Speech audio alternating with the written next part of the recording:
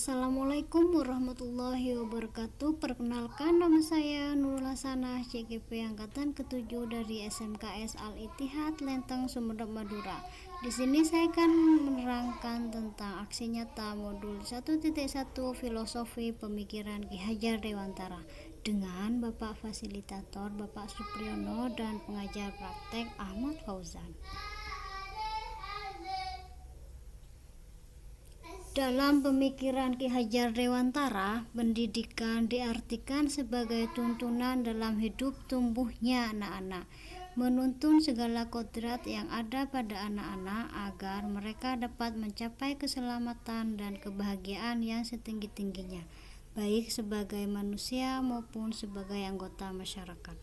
Dalam proses menuntun, anak diberi kebebasan, namun pendidik sebagai pamong dalam memberi tuntunan dan arahan agar anak tidak kehilangan arah dan membahayakan dirinya.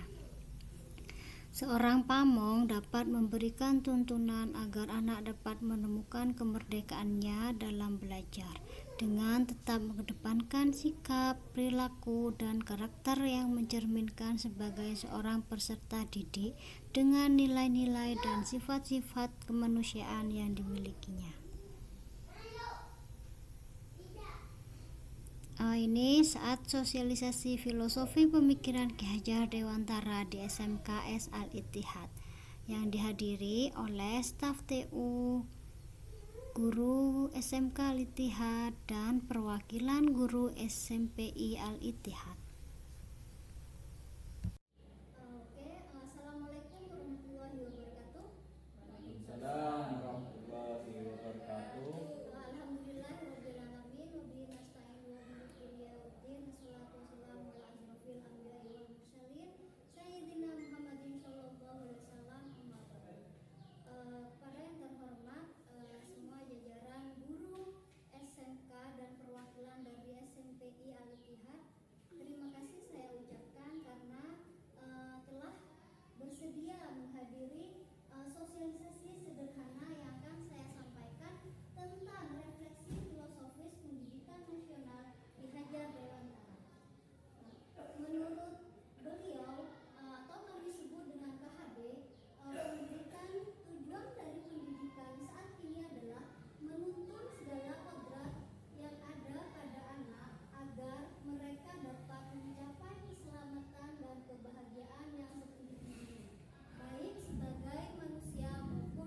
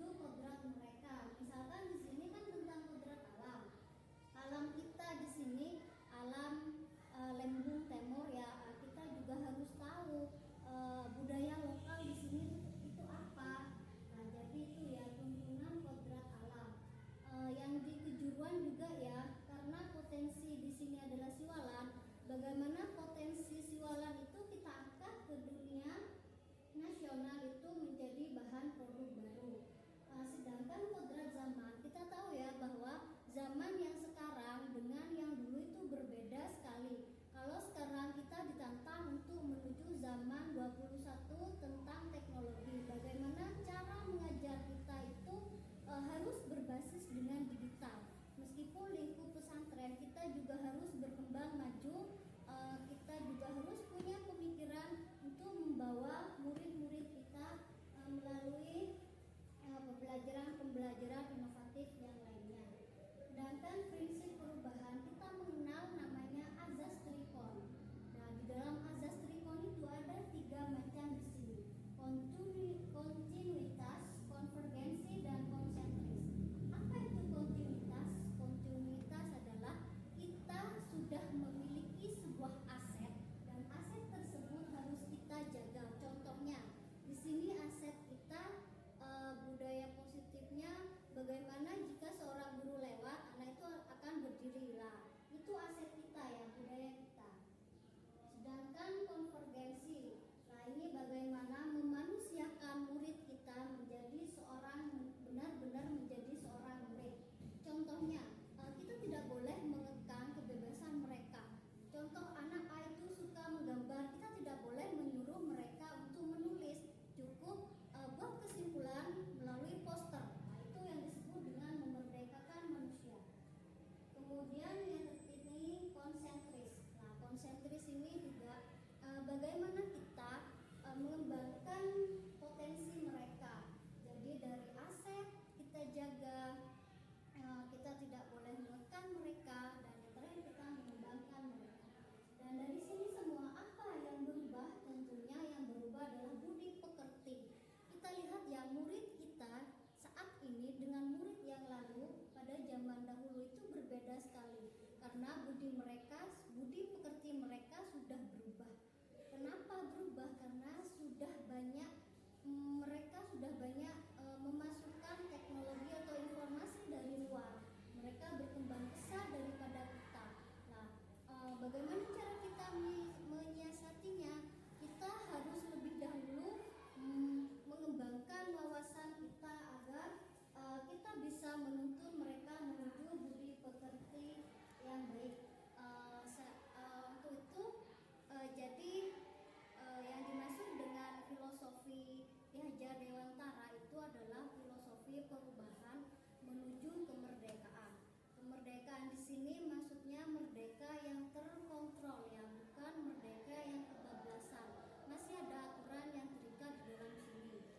Namun merdeka di sini adalah merdeka tentang kebebasan berpotensi dan berkreativitas murid-murid. Saya kira sudah cukup tentang refleksi filosofi pendidikan Ki Hajar Dewantara. Terima kasih atas kehadiran dan partisipasi kalian. Saya akhiri, wassalamualaikum warahmatullahi wabarakatuh. Waalaikumsalam warahmatullahi wabarakatuh. Pengaplikasian pembelajaran menurut Ki Hajar Dewantara di sekolah kami adalah yang pertama, menyambut kedatangan murid dan belajar sambil bermain. Saat itu masih pagi saat saya menyambut kedatangan murid.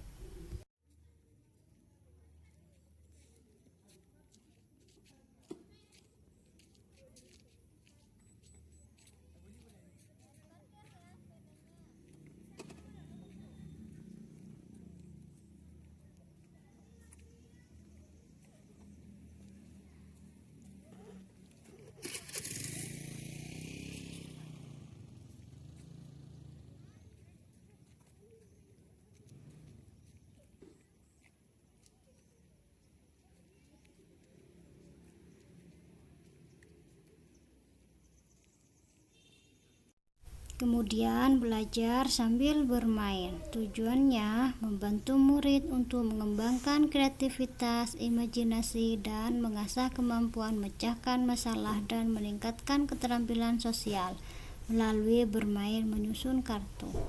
Saya sebagai guru bahasa Inggris mengajar dengan penuh semangat, kreatif, inovatif, dan menyenangkan.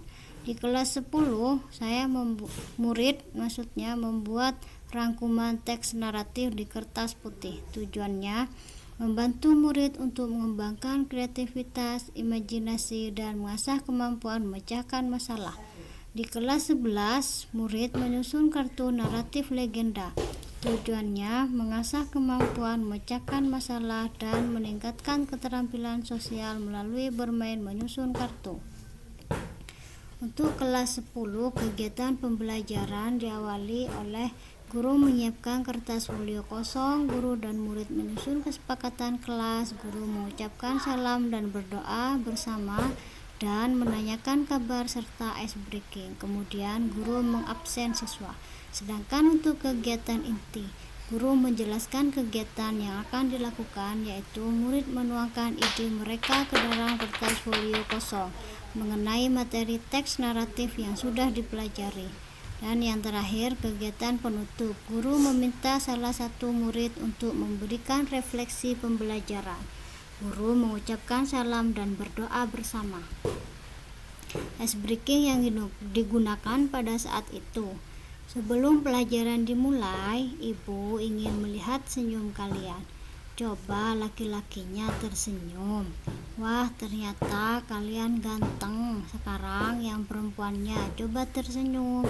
Wah, kalian cantik-cantik ya. Berikan senyum termanis kalian. Terima kasih. Itu adalah penerapan aksi nyatanya saat di kelas 10. Setelah mereka menuangkan ide-ide mereka, kemudian dan dikumpulkan, saya melihat ada yang lebih suka menuangkan pemikirannya lewat gambar, ada yang lebih suka membuat tulisan berbentuk esai ataupun berbentuk bagan. Di kelas 11, kegiatan pembelajaran, kegiatan awal, guru menyiapkan kartu cerita legenda bentuk potret kuning dan joko tole. Guru dan murid menyusun kesepakatan kelas. Guru mengucapkan salam dan berdoa bersama, serta menanyakan kabar, kemudian ice breaking. Guru mengabsen siswa.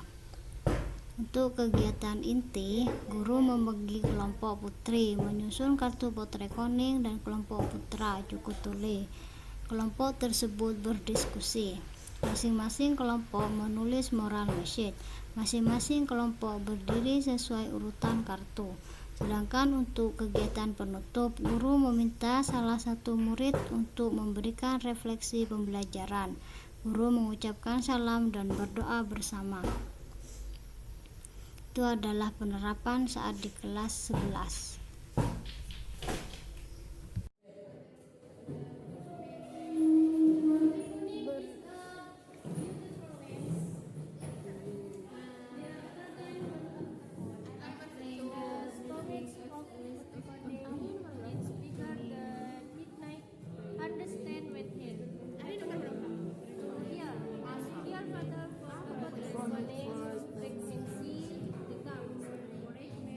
Itu nanti dicari ya nomor berapa. Nikah deh.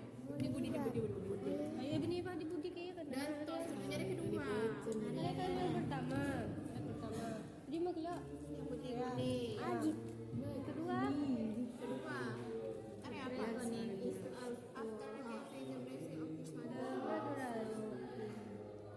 Diskusi, sedang berdiskusi menyusun teks legenda potret kuning.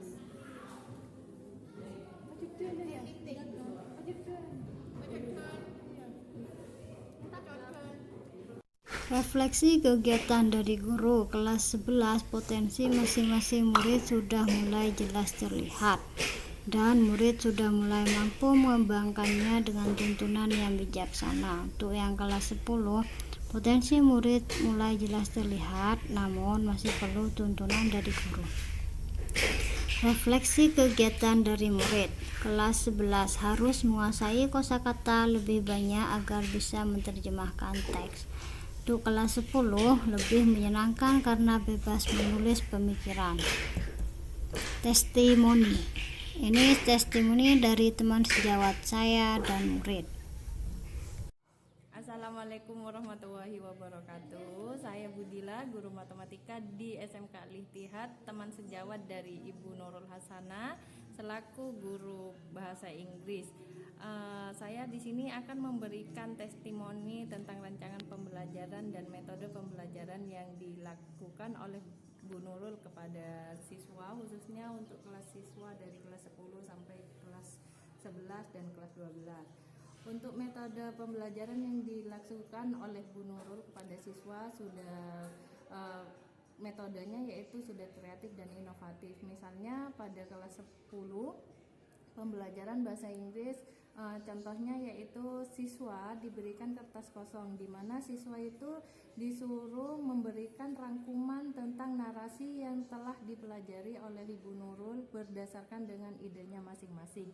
Dan untuk kelas 11 siswa diberikan kartu secara acak di mana kartu tersebut berisi cerita atau legenda, dan siswa diminta untuk menyusun kartu tersebut secara benar, dan siswa juga diminta untuk mengambil nilai moral yang tersedia yang terdapat di legenda tersebut. Nah, menurut saya metode pembelajaran yang dilakukan oleh Bu Nurul sudah memberikan dampak positif kepada siswa, yaitu siswa diminta untuk bisa berpikir secara kritis, bernalar secara kritis juga, dan diminta untuk siswa bisa mengembangkan ide-idenya yang dimiliki oleh masing-masing siswa. Sekian testimoni dari saya. Assalamualaikum warahmatullahi wabarakatuh. Assalamualaikum warahmatullahi wabarakatuh. Perkenalkan, nama saya Faik dari kelas 10. Saya akan memberikan testimoni tentang pelajaran Ibu Nurul. Pada hari Senin tanggal 31 Oktober, kami diberi tugas tentang membuat kesimpulan teks naratif menurut ide kami masing-masing. Untuk kesimpulan kemarin, menyenangkan, unik, dan menarik, tidak bikin ngantuk, dan tidak bikin cepat bosan. Dalam menjelaskan mata pelajaran mudah dimengerti. Ibu Nurul datangnya pagi sekali dan tepat waktu. Sebelum saya akhiri, saya akan berpantun dulu. Panas-panas ambil kipas, murid bebas tertawa lepas. Cukup sekian pemaparan dari saya akhiri. Terima kasih dan wassalamualaikum warahmatullahi wabarakatuh.